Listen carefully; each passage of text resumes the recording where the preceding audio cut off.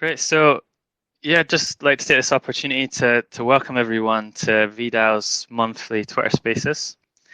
And for those that are joining for the first time, VDAO is a community of ecosystem builders at the intersection of the physical and the digital. And we're building regenerative network states. So if you want to come and join us with this, if you want to find out more, check out our manifesto at vdao.io. In the spaces this month, we're really excited to welcome a true Web3 OG, someone that's been around in the space and has got a huge reputation for doing lots of amazing stuff. And yeah, delighted to welcome Griff Green, founder of Giveth and General Magic. And Giveth is a zero fee crypto donation platform. It's helped fund over 3,000 projects globally. And what we love about Giveth is that it's a great example of using Web3 to play positive sum games.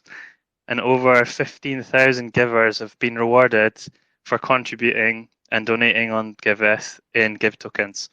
And as Griff mentioned, he's got a big announcement that came out today, and I'm looking forward to dive in more as the space unfolds into what's going on within the Giveth ecosystem. But in this conversation today, the plan is to explore Web3 UX and onboarding in detail, and particularly as it relates to DAOs. And the reason we chose this is it's something that's come up a lot recently in the V community. We launched back in February this year, and we've welcomed people from the Web3 community, a lot of builders in Web3, but we've also welcomed people from the regen community, people that are more used to having their hands in the soil. So we've been really interested in how do we welcome these people into the Web3 ecosystem and how do we help them to succeed here. So we're going to dive into discussion. If you have any questions for Griff, please drop them in the comments and we'll pick them up at the end. And we'll also open up the floor for questions towards the end of the session as well. And just to be clear, the comments in the actual thread, is that yeah, in the yeah. I think Ben, maybe you want to add something here. You've started a thread, right? People can drop comments in there and you're going to pick them up. Is that right? Yeah, exactly. So if you are on mobile, you'll see in the lower right-hand corner this like little like bubble, like chat bubble you can tap on. You can go ahead and tap on that and leave a comment. I'll be in there hanging out, have a little bit of back and forth with everybody. If you're on a laptop, it's the same thing. You're gonna have that little chat bubble. Click on that, and you can go ahead and retweet the space as well. But I'll be hanging out in there, chatting it up with all you while we're nerding out with Griff and Chris. Oh, that's genius. I've been on a lot of Twitter spaces. I never realized this. That's such a great move. That's so cool. Thanks. Hot tip. Cheers, Ben. Yeah, so Griff, I'm wondering if you could introduce yourself to the spaces and tell us a bit about your why. I'm really curious about what was it that drew you into the Web3 space, and as a builder, what's your intention? Absolutely, man. Well, first, you gave me such a great introduction. I hope that I'm glad this is recorded. I want to get other people to introduce me like that. It was so humbling. But yeah, I've been in the space for a while, and I got in here because I think we can do better than governments. That's always been my why. That's what excites me about crypto, that we can build something that, I don't think it has to replace governments right away, or it's not, less revolutionary and more evolutionary. And this is what excites me about the space. I was originally kind of a gold guy. I didn't have a bank account. I just actually turned my paychecks into physical gold and silver at a mint south of Seattle. And when I could, I got rid of my bank account and just was traveling around. And physical gold and silver is kind of annoying. So I got very excited about crypto. It solved a lot of my problems, which was like trying to exit the banking system and exit that traditional world in general. And then when I got down the rabbit hole, man, this is 2013. The space was very different then. It was the crew that was like really like anarchist had a lot more of the voice back in the day. And so, yeah, Bitcoin talk forums and stuff. And so that was kind of the main theme. And what's interesting though is, that theme, that like kind of what I call crypto anarchist theme, is still really strong today. I'd say it's stronger than ever. And unlike the most things with these bull and bear market cycles, they tend to go down and go up. But now, actually, I think the crypto anarchist vibes are up only. They just get drowned out by all the money making guys. Wow, so you've been around since the early days, right? 2013. So I'm really curious to dive more into that in terms of the evolution that you've seen in the space, and particularly around this meme of crypto UX, about it being crypto UX being totally shit, it's terrible, and that seems to be around, it seems to be accepted that that's a major blocker to bringing new people into the space. I'm curious though, since 2013, what's the evolution that you've seen, and how far have we come since then from a UX perspective? UX, it does almost seem like it's down only sometimes, but it's because there's so many things we can do with it. I mean, the UX early on was easy because it was just Bitcoin basically, and all you can do is send money to each other. So honestly, it got a lot better at first because back then, the way you store a key is just public-private key pairs, and you have a wallet.dat file with all of your keys unencrypted, and it's just sitting there. And I actually lost some Bitcoin early on because I was using a Bitcoin, what was it called? Blockchain.com, blockchain.info wallet, and they generated me the wallet key, and I sent money to it. But I had bad internet, and it never saved the private key to my device. It just displayed the public key. And, it wasn't like a hierarchical, they call them HD wallets, right? So, there was a lot of this early days. There's a lot of huge improvements. Huge, the seed phrase was not around back then, So huge improvements in security and infrastructure that ended up having a good impact on UX. But when it comes to Ethereum and smart contracts and trying to, make it easy for people to interact, I mean, the first wallet was Mist, right? This where you had to run a full client on your wallet, and that was obviously not tenable. And when we launched Giveth in 2016, there wasn't and really deployed it in 2017. There wasn't really MetaMask dominance like there is now. And so our first move was actually to create a wallet inside of the application itself. And that just makes great user experience because you can really control the user experience because you also control the wallet. But do you know how scary it is to be a wallet? If you're a wallet, you want to be just a wallet. You want to put all of your energy into focusing on protecting those private keys. And so when MetaMask came out, we were like, thank God, because we're storing these private keys for the user in various ways, and we didn't like it. So, but the whole experience of having an extension or having to use Wallet Connect to connect to the wallet and kind of distance yourself, it's kind of like you have to have two applications going. You have to have your wallet application and you have to have your actual application. And there's just no you can't win with that. You're never, no matter how good the UX and how smoothly it comes in. This is why Uniswap has such a nice move with the kind of extension that makes it feel like it's part of the application, right? Where it just kind of pops out from the side and it's there, and you feel like it's almost part of the Uniswap app when you're using it, or part of the app that whatever dApp you're using. But it's still a stretch. You still have to. The onboarding experience is still really, really hard. You have to, trust that the use. You kind of have to make these weird trade-offs where either you use a smart contract wallet where the user doesn't have to have a private key, and you can have some good control over the user experience. The user experience in smart contract wallets, the privies, the third webs, there's a lot of great Coinbase smart contract wallets. There's a lot of really great smart contract wallet infrastructure that's coming out, but then it has the downside of, not being able to really interact very well with the dApps, because all the dApps are really geared towards MetaMask extension, externally owned accounts. Man, I hope I'm not going too nerdy here, but Not at all. they're really geared towards that experience. And so I don't think we've made that transition into the smart contract wallets with the applications people want to use very well. So we're moving in the right direction, I would say. Like, I do think that soon enough, and there's a lot of infrastructure providers that are doing this, and a lot of newer applications that are doing this. The wallet is getting reintegrated into the applications themselves, and then onboarding into that application gets a lot easier.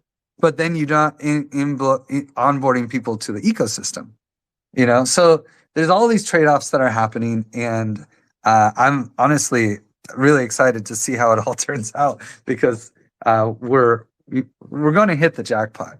But it's just we have a little ways to go.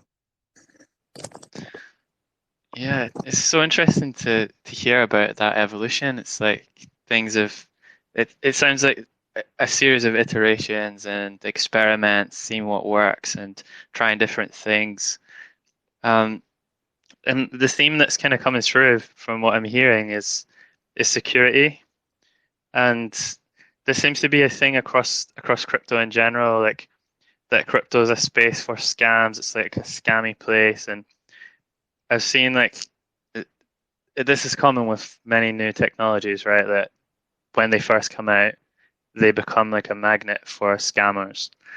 And I'm wondering, like, from a security point of view, what have you learned over the years about how we can make this space even safer for new entrants into the space? I get really frustrated about this, actually, the security concept, because I feel like our infrastructure in general is really geared towards security, but not towards safety. It is not like, and you feel that when you onboard someone, right? Okay, write down these 12 words. Onboarding takes half an hour.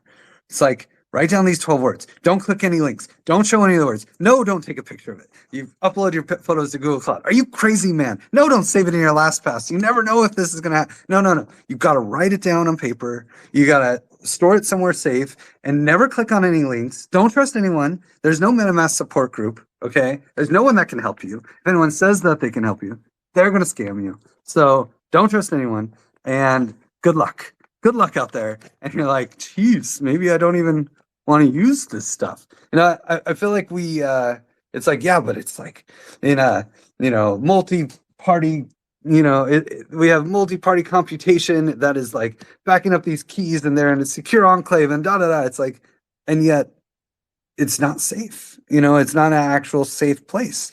And I don't understand, honestly, that disconnect, because, for instance, Wallet Connect has basically a whitelist that you can, and by the way, I should say, I am building a account abstraction wallet right now. It's called unicorn.eth, and it's because the company that's doing it is unicorn.eth. It's more of a white label solution, and I'm doing it because I'm just so frustrated. I'm onboarding nonprofits into Giveth, and they're constantly losing money to scams. They raise money in a QF round. Like, we had one of the winners of the QF round. We paid them out. They were the top winner. I think they got $5,000 in the round and a couple other $1,000 in donations. They had $5,000 from the matching pool. And then right after we sent them the money in the matching pool, it's like 3 or 4 days later, they clicked the wrong link and gave all their money to a scammer. And it's like, who are we even raising money for? Or are we just raising money for scams on Giveth? This is horrible. Wallet Connect has this feature where you can make a whitelist, or if you use this feature, you can say, "Hey, only only dApps that are on the allow list are allowed to connect to this wallet," and that seems fine to me. I don't know why no one uses that feature. It would have saved billions, I'm sure. So like, I don't get it. Not everyone wants to be able to do everything in crypto. Some people just want a safe wallet that is simple, not confusing, and they can store money in a non-custodial way without everything being so confusing and having to worry about clicking a link and losing all their money in one wrong click. That's wild, man. So like these people were winning rounds and they were like getting scammed immediately straight after. That's wild. Yeah. Or I mean, it Yeah. is just bad timing for them. They clicked the wrong link at the wrong time. Yeah. So it sounds like there's the onboarding question, and in this case, these people were onboarded into the crypto ecosystem, into Web3.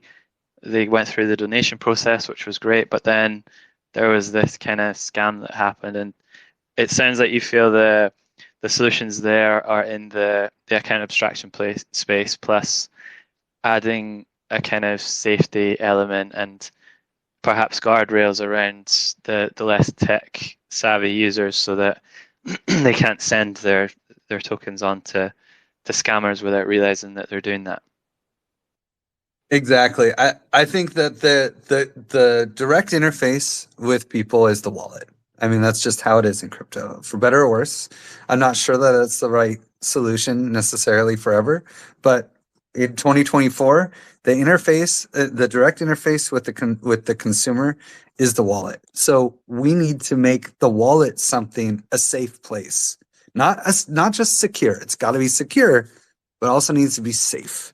And it's just not that way right now. I mean, how great would it be if you could just onboard someone? And this is the goal, of course, with unicorn.eth. But if you just onboard someone and be like, hey, like, just go to this website, you'll get a wallet. It's all easy. Don't worry about it. It's cool. You don't have to warn them about clicking bad links. Obviously, because it's account abstraction, you don't have to warn them about key management, which is just an impossible task. It's like expecting normal people to want to live and maintain, private keys is just that's just silly. I don't know. I don't know anything that's not super serious that requires people to maintain private key and manage their private key like maybe if you're, trying to sell secrets to some government agency or something, you'll use PGP encryption. This is literally the only use case I can think of in my mind where people are expected to manage private keys themselves. So yeah, I obviously it's got to be account abstraction. Then log in with Google, email and password, just like everything else in the internet. And then, but then also, you do need graduated security. Like this is not, when I think this is also the problem with onboarding in general is there's this like expectation that everyone needs to pretend like they're going to hold $1 million in their wallet. And that's just not, you don't need $1 million of security for, some NFTs and a video game, so maybe you start with just log in with Google and then, oh my God, your wallet has $500 in it. Why don't you add two-factor authentication? It doesn't have to be like, it can be, you can, with account abstraction, with smart contract wallets, which use account abstraction. With smart contract wallets, you can kind of graduate the security levels. Right? You can start with just one of one smart contract wallet, log in with Google. Anyone who steals your Google identity, or even Google itself, can basically take your money. Okay, fine. But then, hey, let's add a two-factor authentication, or let's add you have like $50,000 in your wallet. Hey, go buy a hardware wallet, and we can have daily limits, and we can do things. But then you're not putting these requirements on the people who are just using crypto for fun. The initial onboarding experience can be smooth and easy and not be so stressful. And then later, as they need to, graduate their security levels, they can one at a time when they have some skin in the game. Yeah, I love that. It sounds like what you're saying is like the user experience can be improved whilst not completely kind of selling out on the security side. Like there's all sorts of checks and balances that can be put in place within smart contract wallets, and account abstraction enables easy onboarding, but the user can still be protected. So it seems like there's a lot of space for experimentation in this area, and it sounds like you guys are driving that forward with Unicorn and in the Giveth ecosystem. Um, I'm keen though to move on to think a bit about the culture around crypto, and I guess the kind of the scamminess is part of this to some extent, and this general vibe that there is out there. And I mean, I don't want to generalize too much. You know, there's like people have good experiences in crypto too, but there is this sense that it's like a casino, and you know, it's like a big scary place where you're going to lose your all your money. And I'm wondering, like from that cultural point of view, if we're thinking about onboarding new people, like is there more to crypto than just like getting rich? And how do we shift the vibe to be more positive sum? So it's like, I guess the main question is like, Yeah. is the main attractor this casino vibe, or is there something else which will pull in new users? You know, there's a lot of attractors for a lot of things. You know, some people go to casinos to listen to the music. You know, they have like, I, I'm serious. Like, you know, they have concerts and stuff.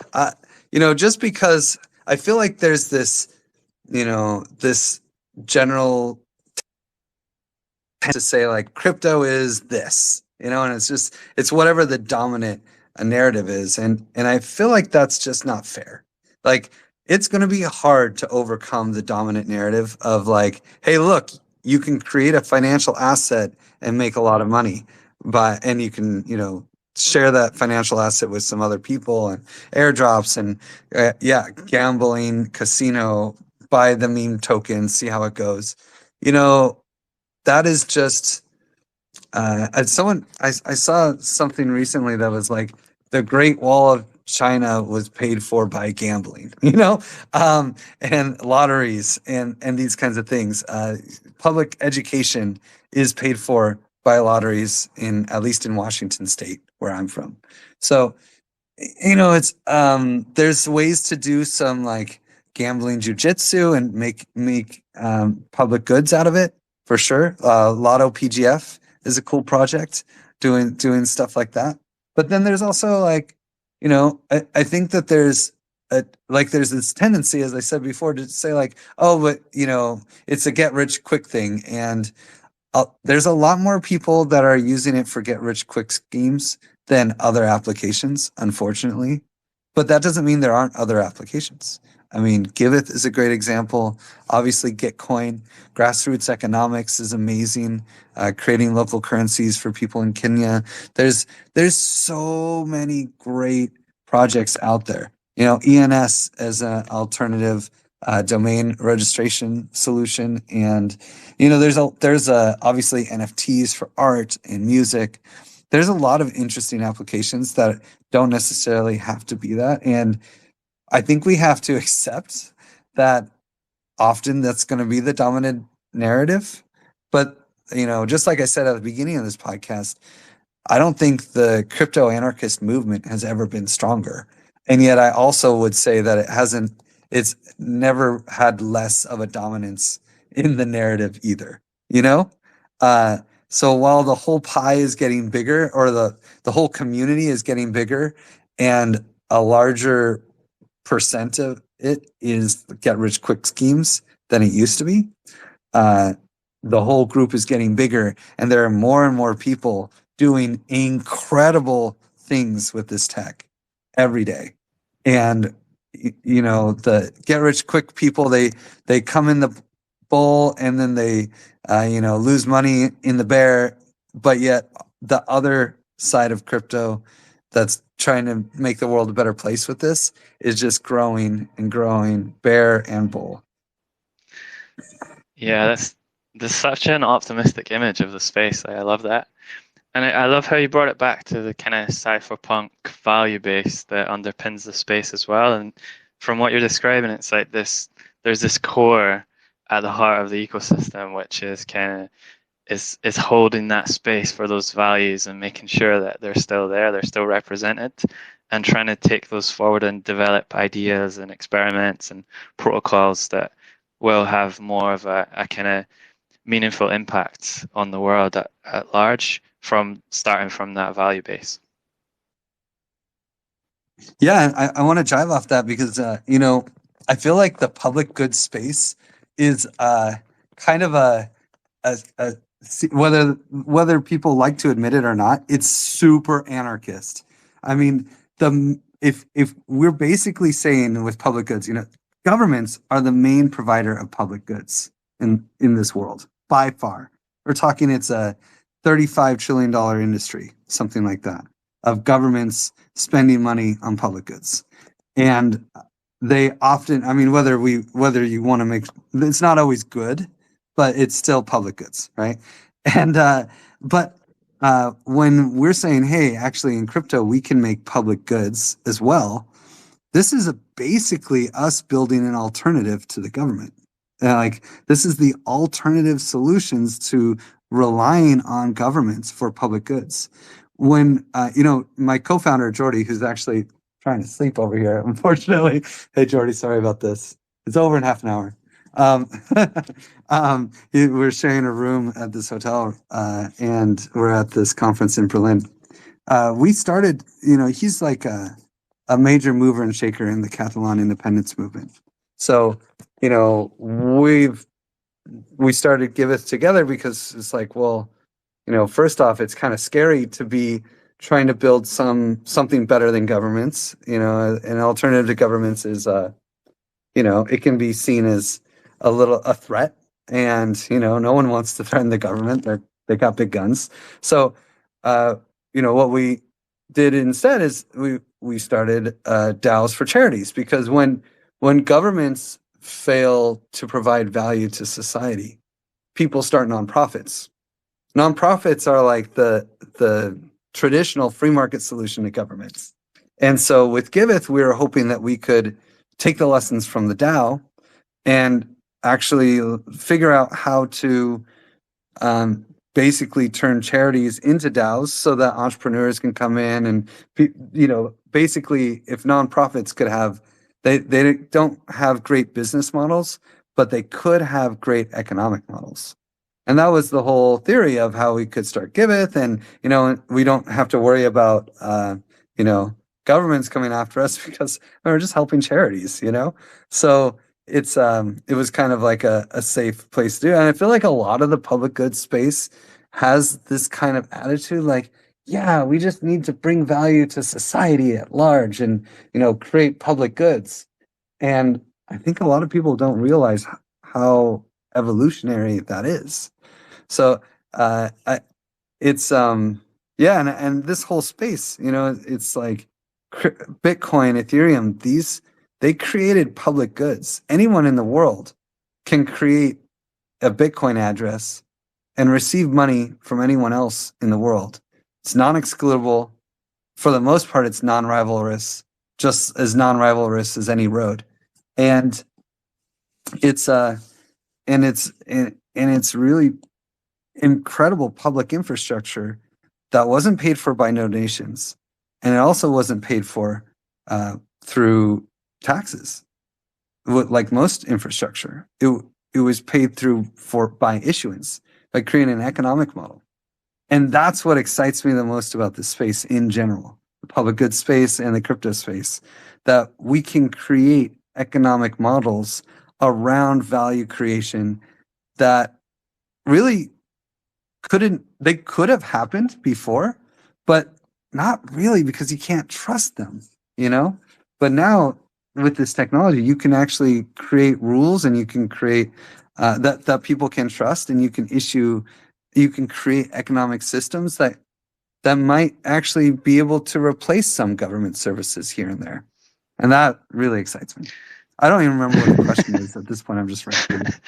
No, that was really interesting. You're kind of riffing off the cypherpunk values thing. And from what you're saying, it reminded me about your earlier comment about the evolution, not revolution thing. So it's like we're not here trying to take down governments. We're here like building alternative systems and experimenting and yeah, building new systems.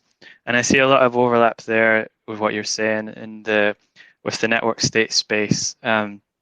But rather than going down that rabbit hole, which I'd love to do right now, I'm going to come back to the topic of UX and onboarding, and kind of a slightly related point about regulation.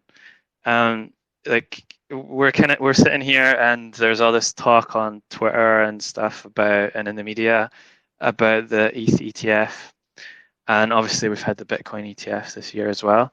I'm curious what your view is on that. Like, do you think that this regulation or the ETF approval, at least, will be a positive thing and will help to kind of build trust and bring more people into the ecosystem, or do you think it's going to undermine the kind of cypherpunk values of crypto?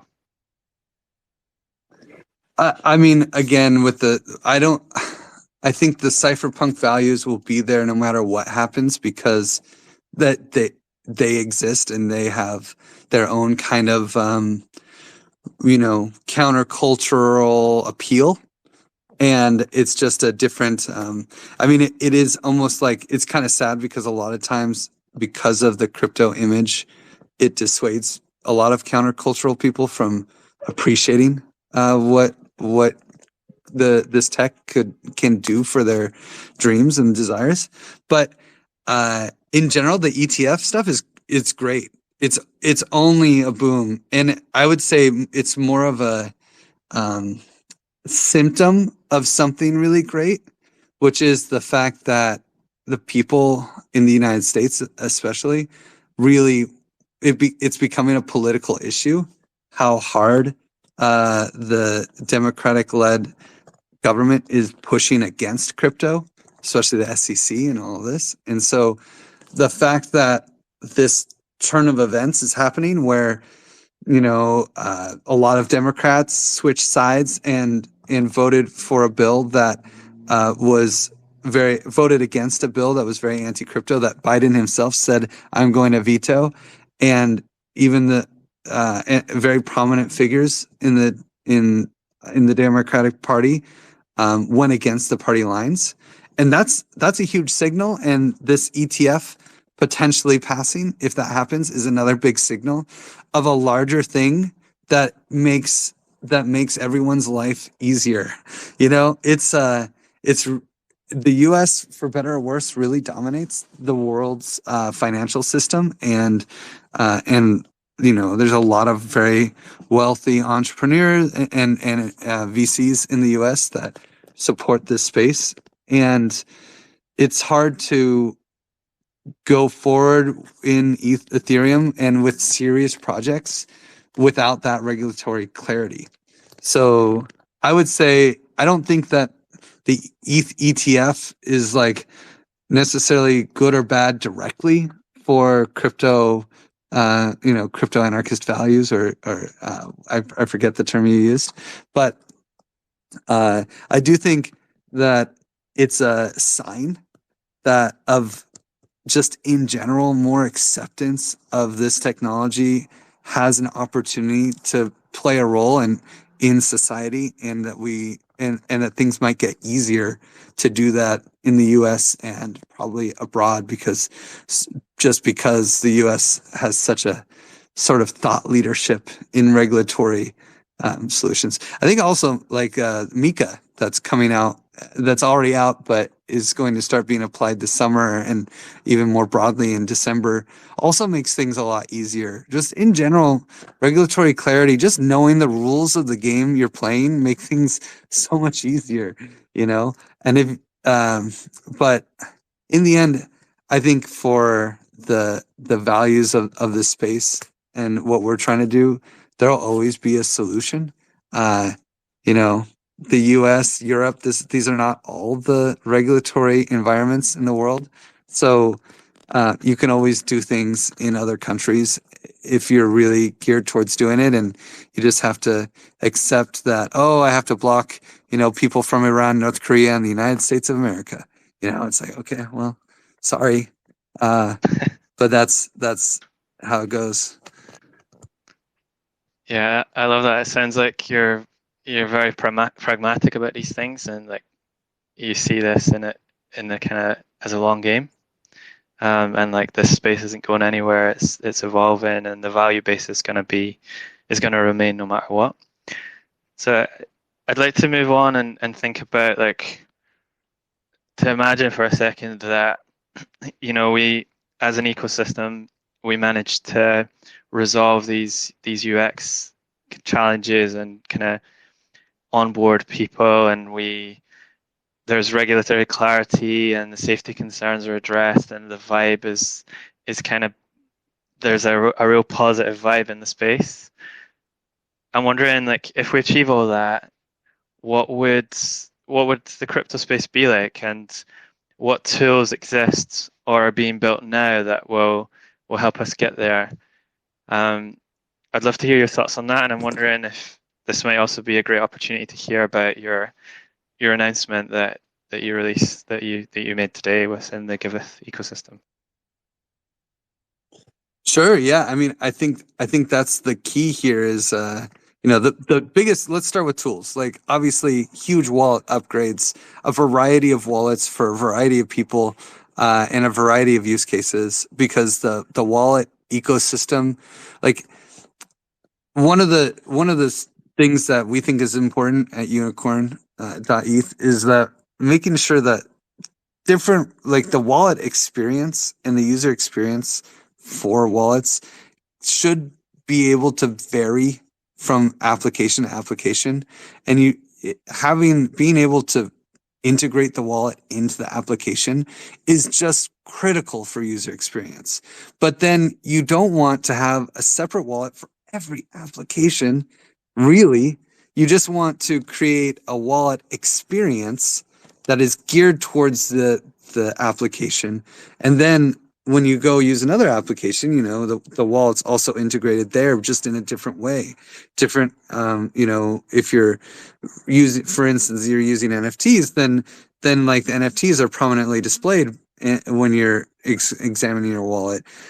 Or you're automatically switching from chain to chain effortlessly, maybe to the point where you don't even know chains, right? I mean, I think the biggest thing is just simplifying everything, so people don't have to feel like they need a computer science degree to use this tech.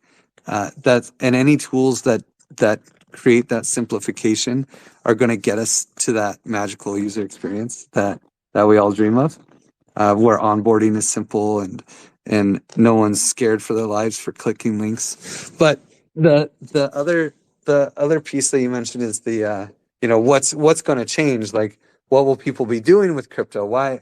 What's even the point? And for me, I think it's really building communities, building, realigning incentives around problems that are challenging for everyone in their day to day. It's like I'm still blown away when I go to U.S. cities and see the homeless populations. Every time I go to East Denver, it breaks my heart.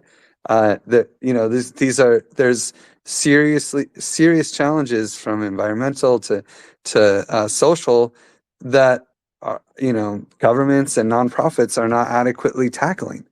And I honestly believe that this tech is the solution to these issues, because a clean river has a lot of value, has so much value, so much more value than the money saved when a factory pollutes it.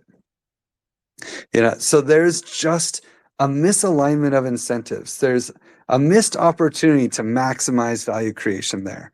And, I'm not going to pretend that I know exactly the solution for it, but I do believe that I understand some important aspects that need to be there. And this is what we're announcing. We're working on with Polygon and some other partners today. and it's just an announcement. I keep wanting to say launch because I'm used to like launching things with announcements, and now we're just announcing things. But we are announcing, I guess, the launch of our work on it. But yeah, it's funny, I guess. But marketers tell me it's important to announce things and show and tell. As actually Gardner told me that, who I think is in this. Where is he? I think he's in this space somewhere.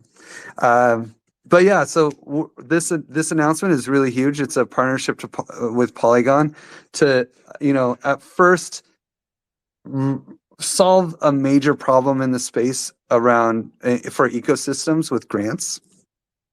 There's a lack of alignment for people for ecosystems that give out grants because often they give out a grant in their own token. The project just dumps the token, builds what they want, but they don't really have a great incentive to build it super well.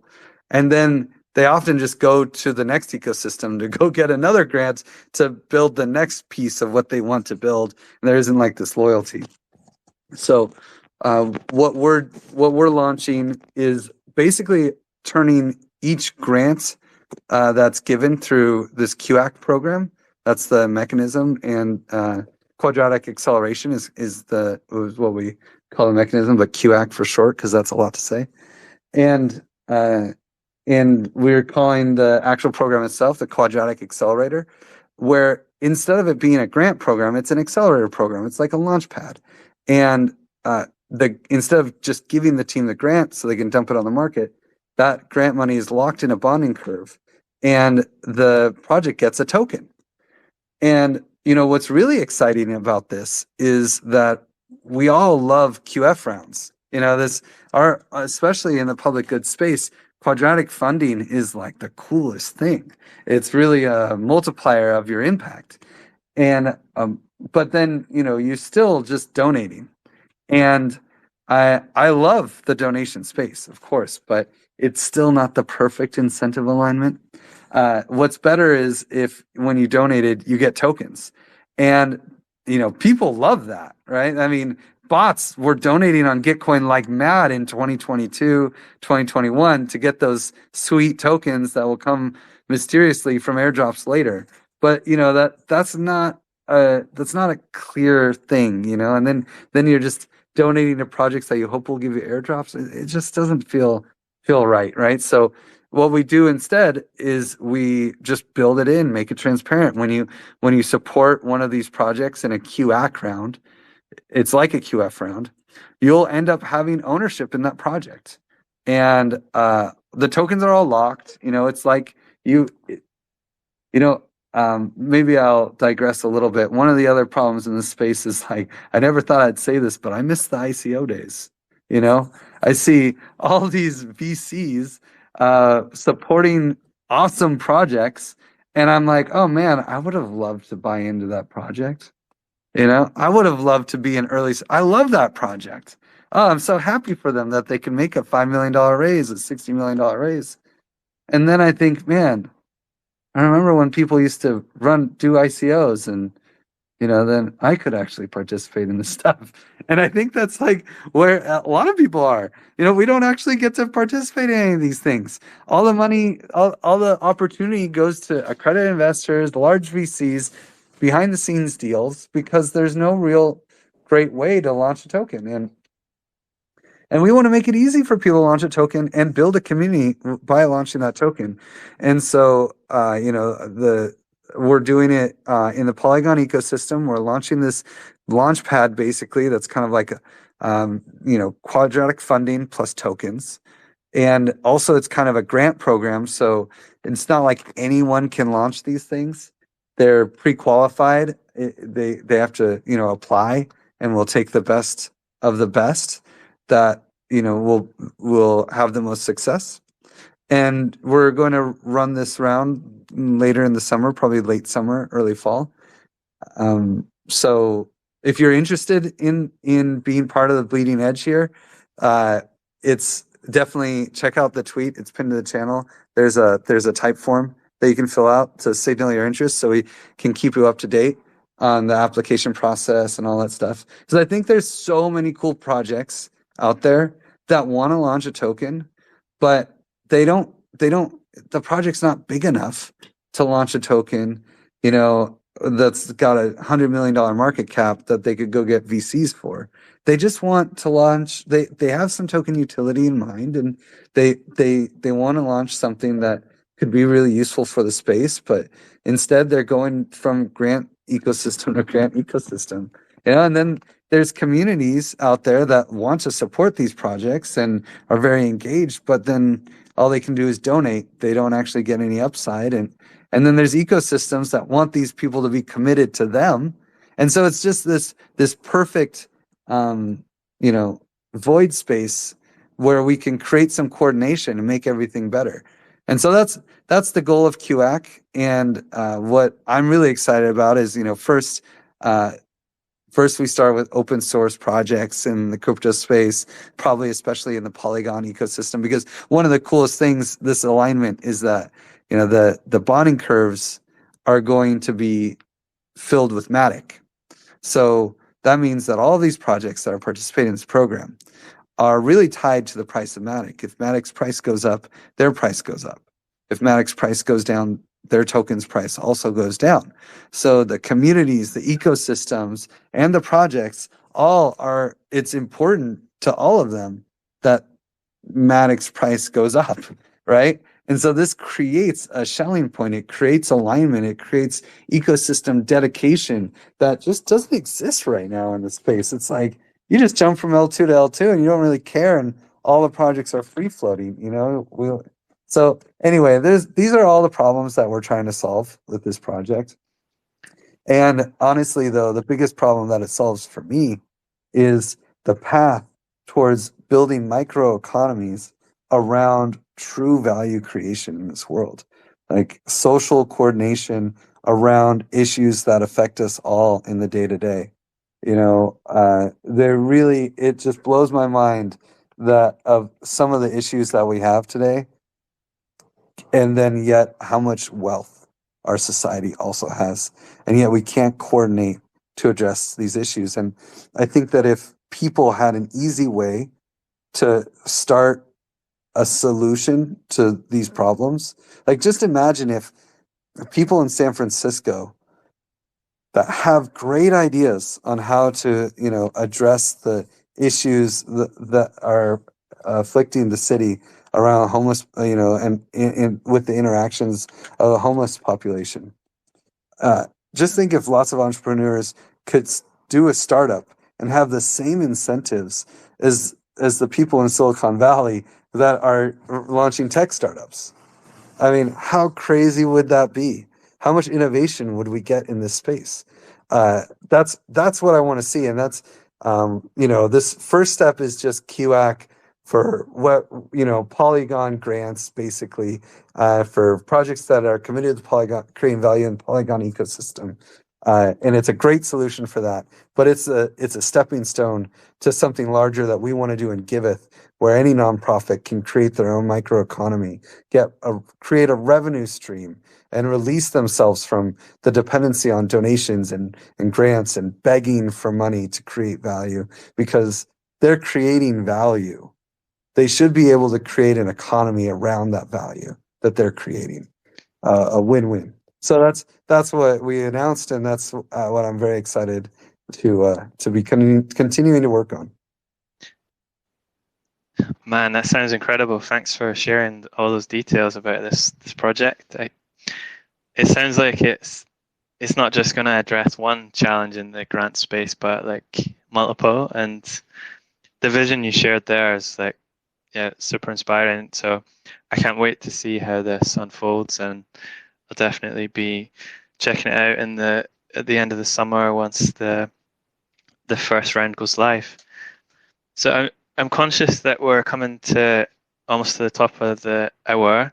I've got one final brief question for you, Griff, about DAOs, which I'll come to in a moment, but I also want to invite anyone in the space who wants to come forward with any questions for Griff based on the discussion we had today. Please request the mic, and Ben will invite you forward, and we'll come to questions after this next short answer from Griff on DAOs. So yeah, please come forward. Curious to hear what you guys think and if you have any questions.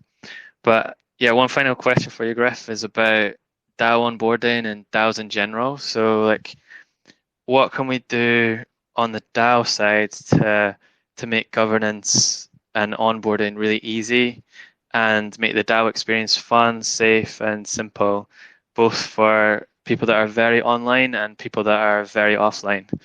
I know that's like a huge question. We could probably talk for like 20 minutes on this, but yeah, just some Totally. brief Yeah. thoughts on this. That is definitely not a short question. I mean, I think the key here is, oh man, there's so many keys. There's so many directions I could go with this. DAOing needs to be fun. I feel like a lot of the times, I mean, I think anyone who's been in the DAO space for a long time, I was talking to Nick Dodson today, actually, who was early consensus DAO guy, boardroom and Aries DAO. And it's like, we both were just like, voting sucks. Yeah, voting sucks. Voting's the worst. There's voting is important. Democracy is the worst form of governance except for all the others, right? Is the classic quote. It's important, and it's in many ways voting is the best we have. But in a dream world, we should be aggregating signals, right? People should be voting with every action that they take and not have to know about it. It shouldn't really be voting. It should be signaling. And it's just people by taking certain actions, the DAO itself in a dream world could ingest the natural behaviors of people and aggregate those into determining collective decisions. Okay, I don't know how to do this. Like one project that we're working on is called Pairwise, and the first step is just making voting fun, not making it read all these forum posts and spend hours debating in a forum, which is probably the worst way to talk about these things. And then like just the loudest people talk about it and then vote over a week thing. This is just so difficult to get anything done. It's low vibes. It really just drowns out the process. I would love to see more IRL gatherings. There's so much cool research in how to do decision-making processes with people IRL, talking about things together as a community. And I would love to see DAOs integrate more of those, just because you said like for the offline community, how do we participate?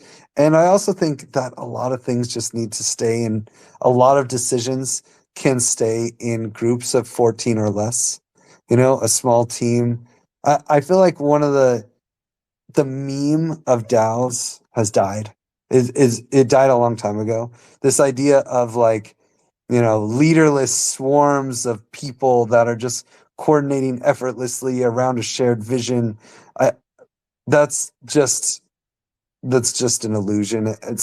I don't think it's really possible directly like that. I think successful DAOs, and if they want to maintain the DAO, I don't want to say vision. I want to say like the promise of DAOs, the values of DAOs. To maintain that, DAOs need to be a place that cultivate leadership effortlessly, so that lots of leaders can emerge and coordinate around their shared values and create amazing things, together and have fun. But like keeping things small and some people call them swarms or working groups or whatever, but like keeping decisions at that layer as much as possible. And like things like Bitcoin or Ethereum staking, these are real DAOs, and they're effortless because all the decision making is automated, but they're not nearly as fun as social DAOs where the decision making is not automated. And but I think you just have to like really have more space to cultivate leadership and more creative processes for making big decisions around how things are going to work out. Automating governance decisions as much as you can, like, or making them as simple as you can, like Prop House or ENS small grants. That's a lot better than, the classic default of forum posts and snapshots. I don't know how useful that is because a lot of this is just complaining without solutions, but a roadmap at least. No, I think it's super useful, that insight just into how the space is, because we've got to start with where we are, and in a way, all these experiments that have happened in the last couple of cycles have brought value in that we can learn from them in future DAO design and DAO governance design. And that point you make about it being fun, I think, is really important. I'm wondering if you're able to stick around for another five minutes to pick up a couple of questions. Yeah. Is that cool? Sweet.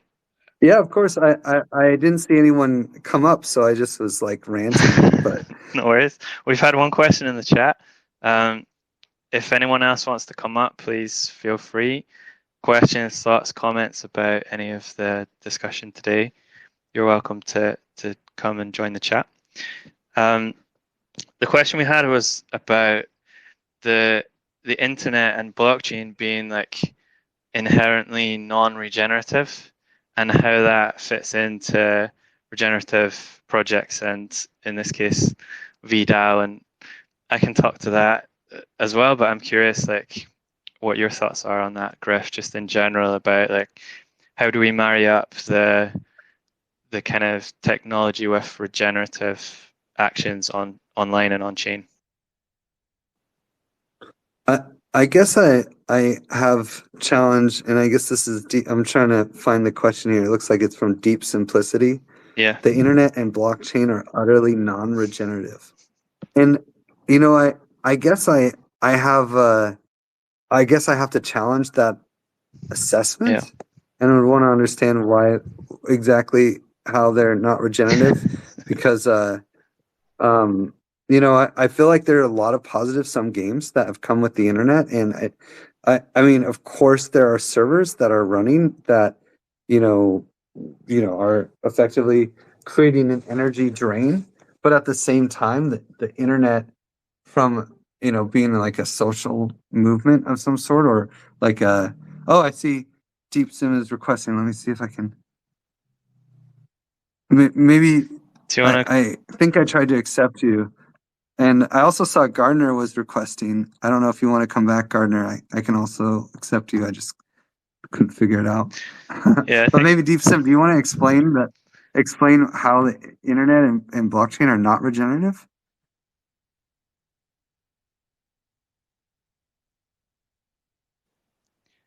Oh, you're muted. All right, I think am I on now? Yeah, welcome. Yeah, you're on. All right, thank you guys. I came in really late, so if I ask a stupid question, that's probably why. I mean, this is an obvious thing that these things aren't regenerative.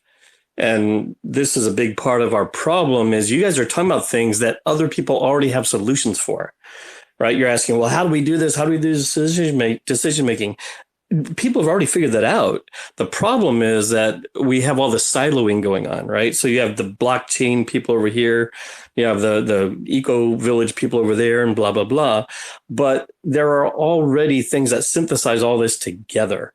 There's already answers for all this. It's just a matter of getting the people together. But to answer your question, it's obvious, because to be regenerative, a system must be truly circular and have no waste, right? And that absolutely is not is not the internet or blockchain or any of that. Now, don't misunderstand me. When I say that to people, they tend to go, "Oh, well, you hate technology and you want us to break everything." Well, no, but what do you mean no waste? But I mean, like, some things are going to have some waste, but I thought regenerative was more like the positive sum, like the output is more than the input. No. See, that's exactly the problem. Is there's been this a huge explosion of people using the term regenerative, but there's been virtually no discussion about what that means. But a regenerative system literally is a truly circular system, not like what you hear with people talking about circular economies and the donut economy and all that stuff, which retains all the elements of the current economics. The core elements of current economics is still in any version of a circular economy that I've come across so far, and which means it's not regenerative, right? Because a truly regenerative economy means that inputs and outputs are being matched together. That's the simplest way to put it, is inputs and outputs are matched. And so when you don't have that, then you do have waste. Now, you're always going to have waste in the sense that you were talking about it, in the sense of like thermodynamically, right? Energy dissipates, that kind of thing. But to the extent that we can avoid that, at that very thermodynamic level, on the practical, everyday, out in your yard, in your town, your city level, you have to be matching those inputs and outputs to be able to call it regenerative. And so this lack of awareness allows people to say what you just said, and I don't mean any disrespect, that, oh, well, it's just like this overall thing. No, it's not. It's a threshold. But that threshold must be underlain by a system that actually is matching inputs to outputs.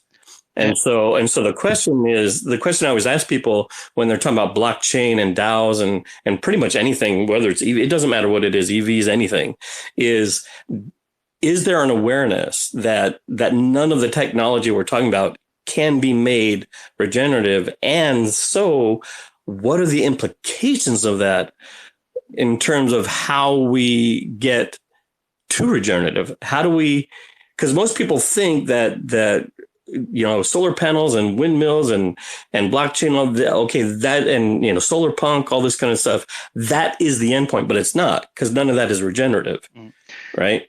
Well, all those things can help us leverage down into regenerative, and that's the point that people need. It just seems, but it just seems, I guess it seems a little impractical and semantic, because don't get me wrong, like the goal should be, as you say, regenerative, but also that goal can't be met. It's like, winning a basketball game doesn't mean the other team doesn't score once in a while. Yeah. You have to, you can still create something of value, and that is more valuable than the sum of its parts. And whether you call that regenerative or you call that something else, I think positive sum. I think that's the real goal. And right,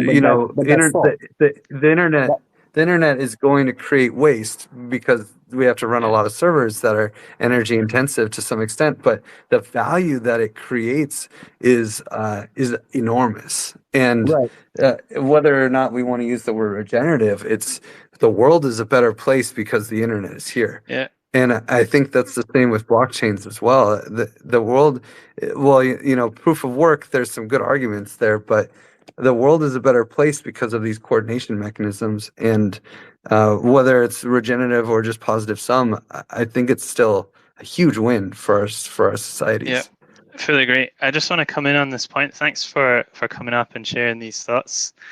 Deep simplicity. I think the points that you raise from a kind of systems theory perspective. Can I respond to it this side? Because it's really important, actually. Okay, if briefly, I'm just really conscious of time. If you can jump in with a few sentences, and then I'll come back. Yeah, I'll be brief. Whether something is a value is an economic term. It's not a systems term. It's not a regenerative or sustainability term, right? It's a term of economics, whether it has value or not, right? And so a very simple illustration of the problem with all this. And again, remember I've prefaced by saying, I'm not saying don't do these things. I'm saying how we think of them has to change. And we don't really have enough time to get into it apparently tonight, it's morning where I am. So let me ask you a very simple question. If using the internet and creating blockchains and all this stuff uses up resources that are not cannot be regenerated, at some point you run out of resources. What then? That's the problem. Yeah. I think you make some good points here about the kind of energy balances within systems, and these are really important from a systems theory perspective. Where I'd like to draw a distinction, though, is between the kind of functional regenerative the application of systems theory in a kind of dogmatic way, and the regenerative paradigm. What we're really interested in within VDAO in particular, I know this was a question directed at VDAO within the chat. What we're really interested in within VDAO is moving into a regenerative paradigm. And within this paradigm, it's more about thinking, and it's more about how do we approach systems. Obviously, we have to start from where we are, and we're not naive about where we're at, but we're trying to move into a paradigm where we think more about systems in a positive sum way, in exactly the way that Griff is describing. So we're not naive about the challenges we face, but we're not also here to get into the kind of applying systems theory in a dogmatic way, because I don't think that's going to get us to where we need to go. But thanks for your question. Yeah. I'm really conscious of time. I'm sorry. Okay, but you're saying what I'm saying is dogmatic, and that's completely incorrect. And this is exactly my point. You guys are totally misunderstanding this. It's not dogma at all. It's practical. It's inputs, outputs, absolutely practical. Mm-hmm. And so how you make that work with systems that are not sustainable, what are the implications? And that's you can't say regenerative and then dismiss what I'm telling you is regenerative. So anyway, I'll let it go with that. But okay. Hey, I just try to be aware of time. Sorry, I had to put you on mute, but we do have another individual, Gardner, that wanted to come up and ask a question. Deep, please reach out to me. You'll find my other Twitter account here as well, Ben Burkholm. Hop into our Twitter, into our Discord, and I would love to have this conversation continued. But again, we're just trying to be aware of time. And this conversation obviously is an important one and could probably go on for a long period of time. But just again, being conscious of time. Sorry, we just got to be aware of that. Gardner, please go ahead. Come forward with your question. Am I unmuted now? Can you hear me? Yes, sir. I can hear you. Oh, great. Thank you. I mean, I think that conversation is actually one of the best examples of why these sorts of merging of different ecosystems from people that are experts in regenerative systems from an environmental standpoint, and then also kind of regenerative evolution of what we have from the technical side of things, and reducing the siloing that is occurring, right? This technology actually allows us to have these sorts of conversations, and onboarding the next billion users is required in order to reduce the partitions that occur. And I think when we talk about whatever regenerative means from a technical perspective, or what it means from a environmental systems perspective, there's a certain level of symbiosis in merging these two worlds, and having these sorts of conversations is super important.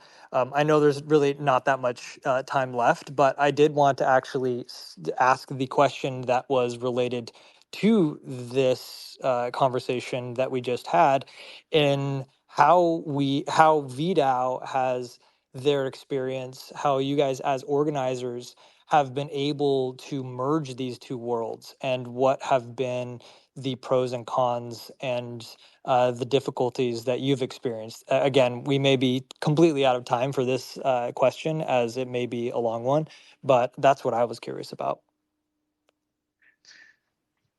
Great question. Cheers, Gardner.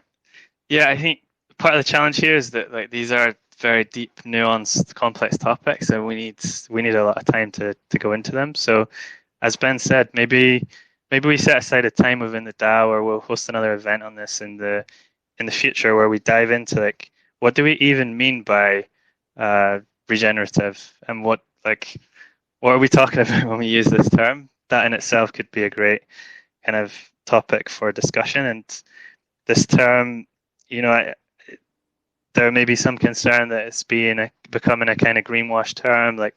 what happened with organic in some spaces. That a lot of criticism was leveled at that. But to come back to the question about that you asked about how we bring together the two communities, be it the kind of highly online people and the highly offline people, so people that are Web3 builders, people that are out there in the permaculture world, homesteaders. We've got a big community of homesteaders in Vidal, and permaculturalists. I think the key is just creating spaces for conversations. And when I talked about a dogma earlier, deep simplicity, it wasn't a personal criticism. It was more of a general point about how the space can become, if we're not careful, to create an open-minded and curious approach to these discussions. And that's really what we're trying to do, is create space where people from the tech world can come in and get in contact with regenerative values and move into this regenerative paradigm and start thinking about how do we imbue these principles and this way of thinking into our work, into our coding. And likewise, on the permaculture side, there's a lot of people in permaculture in particular that don't want to touch technology. They're like, oh, what? This is just not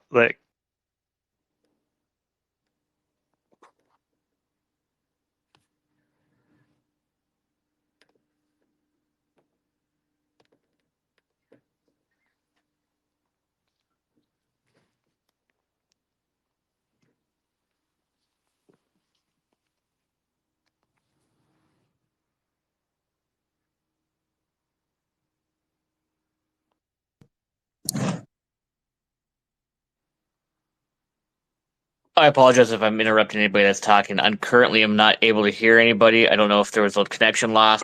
Same. Okay, good. I thought I lost connection because Yeah, I'm I in thought I Berlin had a and the connection internet loss too. sucks.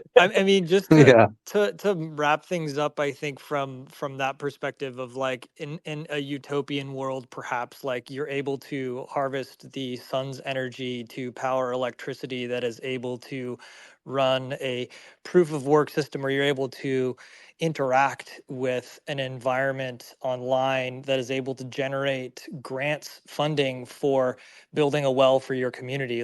I do think that there is a merging of these terms of regenerative, and they're symbiotic. It just really depends on what our definition of, if we're actually talking about technical entropy loss, or we're talking about, the different types of technology that could actually do harm to the planet. But there are ways that we can kind of merge these two worlds, and I hope that we can get closer to that. Yeah, I totally agree. I think it's a very interesting subject, and obviously there's a lot of passion around this discussion, and it's something that I would love to continue in our Discord server and on Twitter as well. And maybe there is an opportunity here for another Twitter space or community voices that we can host and dive a little bit deeper into this more specifically. Um, Griff, is there any final thoughts that maybe you could share with us? I mean, on this topic, I just feel like, in general, it takes time to figure out what to do with waste. And, nature has had a lot of time to really sort these things out. And I think that, I guess I have this ultimate faith in the universe, I guess, to figure out what to do with plastic waste. And now there are bacteria and there's fungus that can take care of these things, and some things just take time. But I think the natural default is regeneration, and that's where we'll end up. And we're just, I don't know, I feel like sometimes we take ourselves too seriously. I don't think that we're, it's not there. Yeah. I think that I have this reckless optimism that things will work out and that we will develop systems that can bring us to true regeneration. And it's groups like VDAO that are really pushing the envelope to try to make that happen. So, yeah. So thank you guys. And thank you for having me.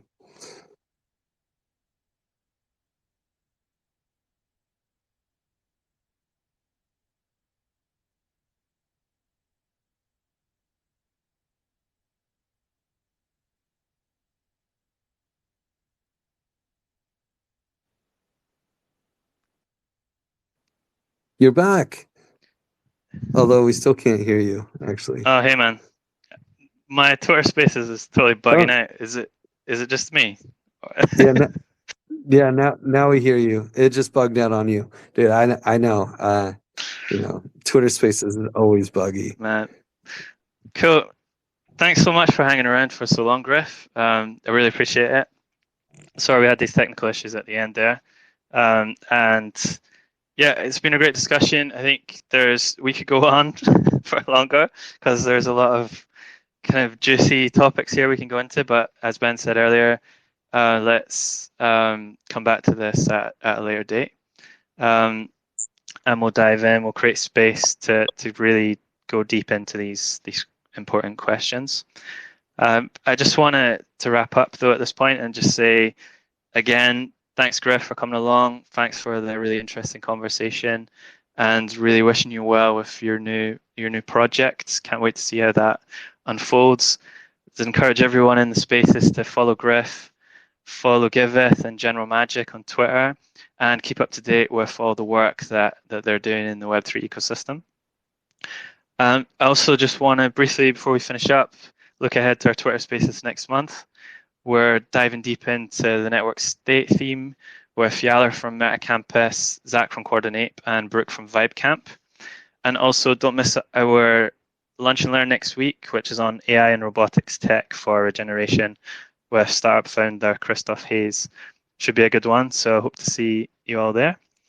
And finally, if you want to keep up to date with everything that's going on inside VDAO, follow us on Twitter, check out our manifesto at vdao.io, and come and join the chat on Discord. Can't wait to continue this conversation with you all. And yeah, see you at our next event. Thanks, guys.